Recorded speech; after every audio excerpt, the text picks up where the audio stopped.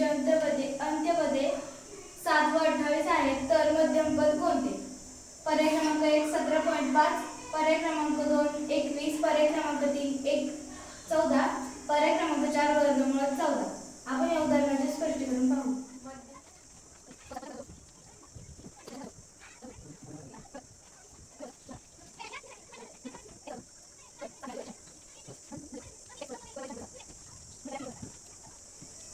या उदाहरणाचे स्पष्टीकरण आहे. मध्यमपद x मानू मध्यमपदाचा वर्ग बरोबर अंत्यपदांचा गुणाकार, म्हणून x वर्ग बरोबर 7 गुणिले 28 बरोबर 196, म्हणजे x बरोबर वर्ग 196 चा वर्गमूळ 14, म्हणून पर्याय क्रमांक 3 हे बरोबर आहे.